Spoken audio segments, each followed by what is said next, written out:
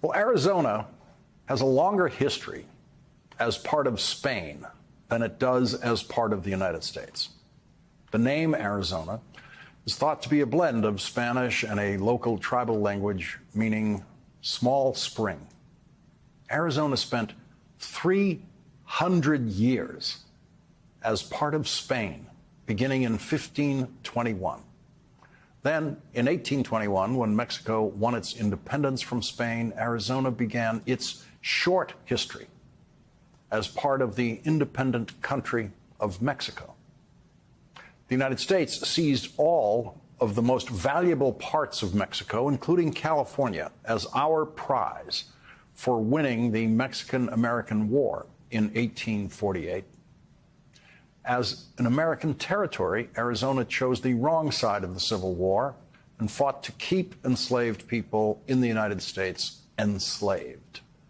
Toward the end of the Civil War, President Lincoln appointed a 54-year-old New Yorker, William Thompson Howell, as a federal judge to serve in the Arizona Territory, where he then wrote the first laws of Arizona to be written without Spanish or Mexican influence. Those laws became known as the Howell Code. One of the laws in the Howell Code, written in 1864, says, "A person who provides, supplies, or administers to a pregnant woman or procures such woman to take any medicine, drugs, or substance, or uses or employs any instrument or other means whatever with intent thereby to procure the miscarriage of such woman, unless it is necessary to save her life, shall be punished by imprisonment in the state prison for not less than 2 years nor more than 5 years." Arizona was the last of the 48 contiguous states to become a state.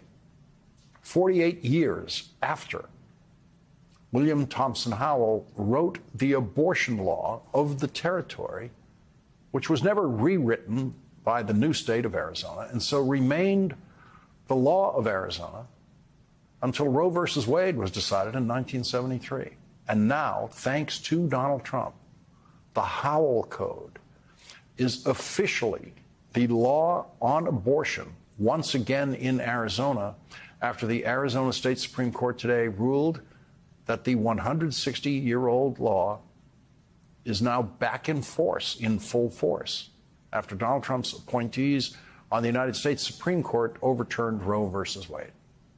Donald Trump said yesterday that this is exactly what he's always wanted. Donald Trump said that each state should determine abortion law of that state.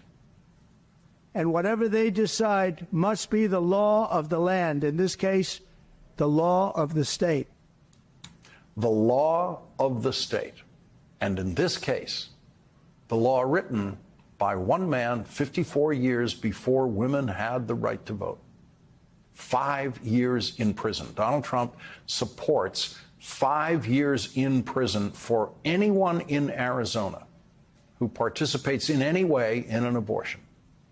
No one in Arizona has voted for that law, but a majority of the people of Arizona have voted for a governor who opposes that law, a governor, to the horror of William Thompson Howell, is a woman who will be our first guest tonight. It is a dark day in Arizona. Just now, the Arizona Supreme Court issued its opinion in Planned Parenthood v. Mays, upholding one of the most extreme abortion bans in the country. To the people across Arizona who are concerned about the future of abortion rights in our state, who are worried about their bodily autonomy, who don't want to see the freedom of their wives, sisters, and daughters restricted, you can make your concerns known at the ballot box, and I encourage you to do so. Governor Katie Hobbs ran against Republican Kari Lake, who fully supported an abortion ban in that campaign. Kari Lake is now running for Senate in Arizona against Democrat Ruben Gallego, who will also be joining us tonight. And today, Kari Lake, like other Republicans, flip-flopped on the issue And Kari Lake is suddenly saying something very different about abortion, which we'll hear about when Congressman Gallego joins our discussion. Immediately after the Arizona Supreme Court's decision came down, the Vice President of the United States said this. Today, the Arizona Supreme Court issued a ruling that creates a near total abortion ban in the state of Arizona, a ban with no exceptions for rape and incest, a ban that will apply to women before they even know they are pregnant, and threatens prison time for nurses and doctors. Understand, to stop bans like this, we need a United States Congress that will restore the protections of Roe v. Wade. And when they do, President Joe Biden will sign it into law. Arizona's Attorney General, Democrat Chris Mays, said today she will not enforce the law written 160 years ago by a man who could never have imagined that a woman would be Arizona's Attorney General.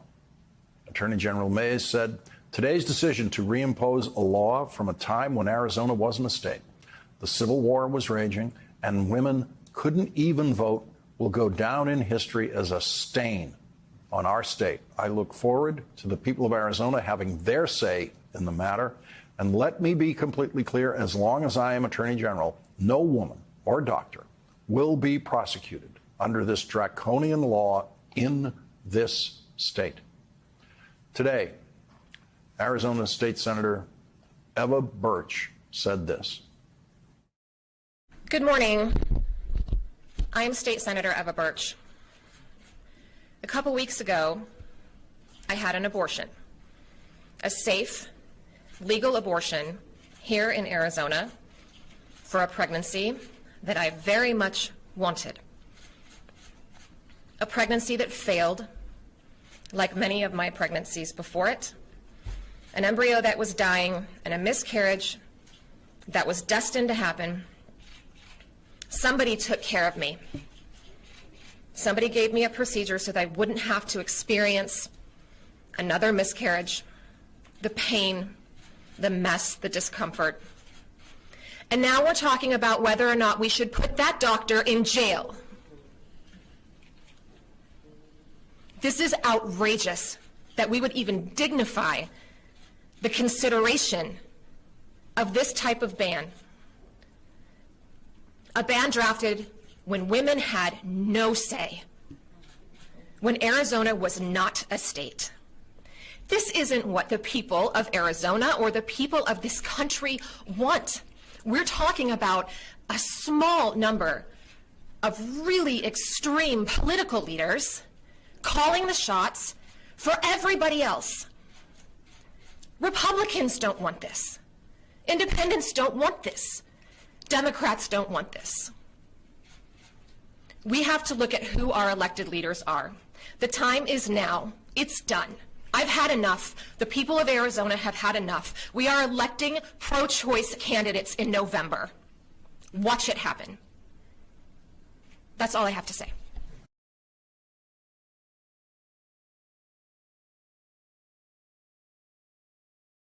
I just wanted to get your reaction about what it felt like to be standing behind Senator Birch when you heard her tell that story and realizing that if this were 2 weeks from now, she would not be able to tell that story. Well, Arizonans across the state are reeling from this decision, and I know that stories like Senator Birch's are much more common than most people realize. And the devastating impact of this ban that it will have on health care for women across the state is just unconscionable. As you described, this is a ban from 1864 that was enacted before we were a state, before women had the right to vote, and has extreme measures that prevent abortion, even in cases of rape or incest, that have no regard for complications of pregnancy and requires jail time for doctors. This is an outrageous ban, and it's why I immediately called on the legislature to repeal this ban. And not only repeal this ban, but to enact protection for IVF and guarantee access to contraception. But Arizonans also are going to have the chance to weigh in on this in November and enshrine the right to abortion in our state's constitution through a ballot measure. And as governor, I'm going to do everything I can to ensure that that ballot measure passes. And I would urge folks to join us at ArizonaForAbortionAccess.org. So, as you know, Kari Lake, who was running against you for governor, fully supported this ban, fully supported this law coming into effect if it was going to.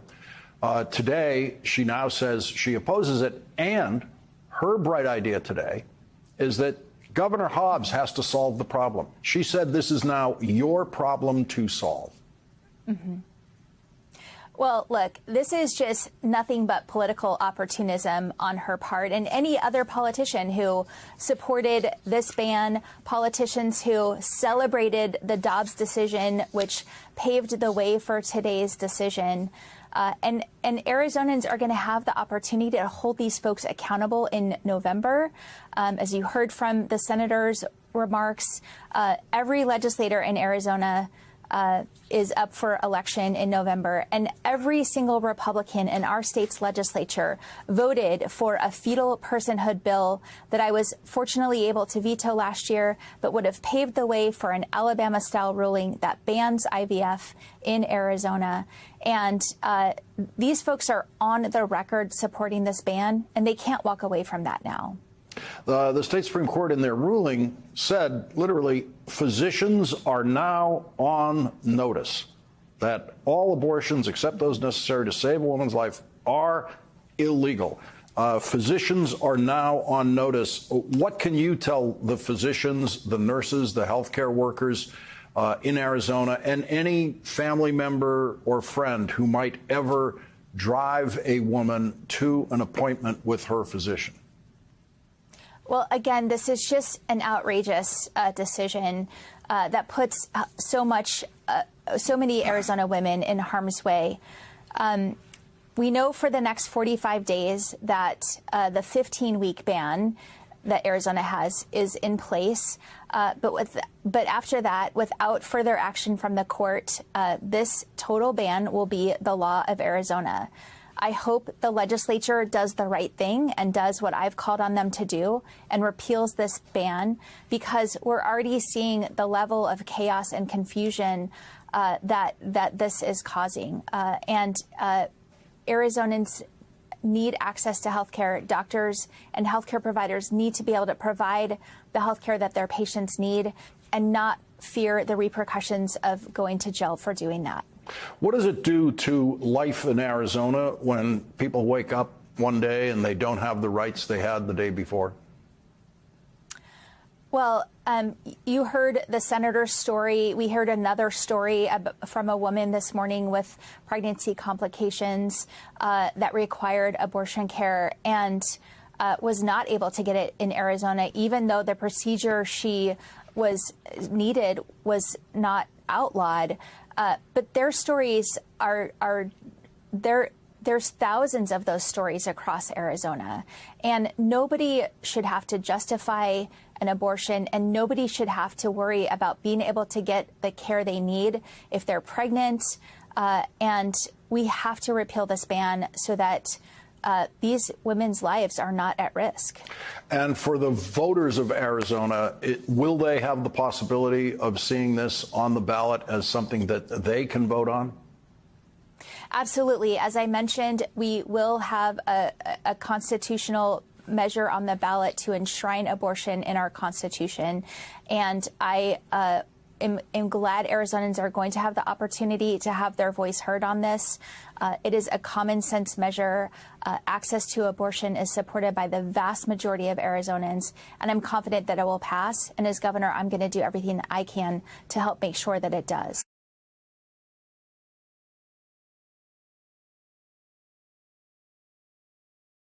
You are now dealing with a Republican opponent who has completely changed her position on this very law, which she once said she was incredibly thrilled that that law was going to go into effect. Right.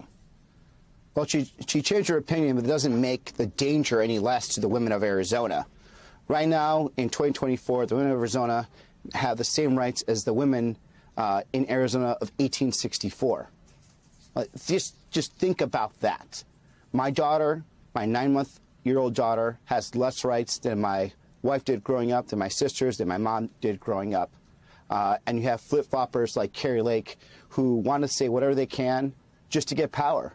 And then they expect us to trust them, once again, that they're not going to put an abortion ban in, that they're going to do everything they can to even protect the rights that we already have, what is still left for people and women in Arizona. So this is a horrible situation. I've been getting calls all day from, people in Arizona, women in Arizona, who just feel like they have been attacked, and they have been.